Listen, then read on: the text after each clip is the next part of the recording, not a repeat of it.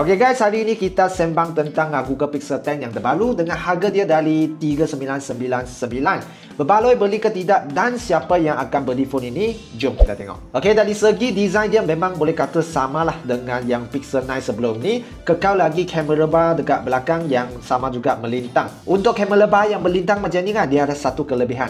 Kalau kita letak atas meja, dia tak akan bergoyang macam ni. Kalau compare dengan yang iPhone macam ni, dia sebelah saja kan. Kita letak meja, dia akan bergoyang. Upgrade yang paling besar on the base model Google Pixel 10 ini adalah on dia punya kamera. Sebab dulu, kalau untuk yang base model Pixel 9, dia ada dah. Tak ada yang triple camera system. Tapi kali ini, dia sudah datang dengan triple camera system. 48 megapiksel main camera, 13 megapiksel ultra wide dan 10.5 megapiksel untuk telephoto. Boleh optical zoom sampai 5 kali compare dengan sebelum ni hanya 2 kali. Dari segi kamera bagi saya untuk gambar biasa macam biasalah, memang cantik, sangat realistik seperti iPhone dan Nothing Phone sebab dia tak over process. Yang bezanya dekat yang suka zoom jauh-jauh, sekarang dia ada telephoto lens, so boleh zoom lebih jauh dan lebih puas hati. Video pula boleh support 4K 60fps. Even video kualiti malam pun sangat cantik. Overall tentang part kamera memang puas hatilah untuk performance dia. Upgrade yang kedua adalah dia punya chipset. Okay, compare dengan model sebelum ni adalah Tensor G4 dan sekarang dia sudah pakai Tensor G5 yang lebih tinggi dan lebih smooth.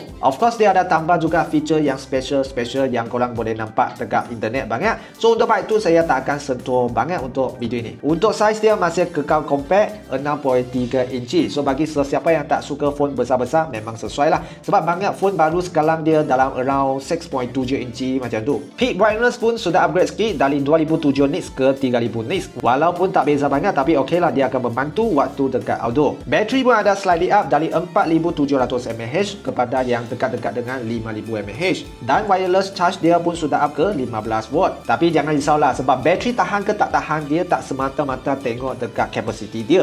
Dia kena tengok overall dan juga software dia. So saya pun sudah try dah. Kalau untuk kegunaan biasa tak heavy sangat, 1 hari memang okey. Kalau yang jarang pakai lagi kan, boleh sampai 1 hari setengah. So kesimpulannya, Google Pixel 10 ini bukanlah untuk gaming, tapi dia lebih kepada nak daily use, social media ataupun untuk buat kerja. Sebab ni dia memang stable dan dia sangat smooth. Dan yang penting kalau untuk phone kerja, phone office kan, yang ni phone dia boleh support sampai 7 tahun, boleh pakai lama. So berbaloi beli ke tidak, bagi saya kalau tengah pakai Google 9, saya rasa tak payah upgrade sangat lah. Kecuali you memang suka zoom jauh-jauh. Tapi kalau yang tengah cari phone Android yang nak stable macam versi iPhone, bolehlah cuba dari Google Pixel 10 ini.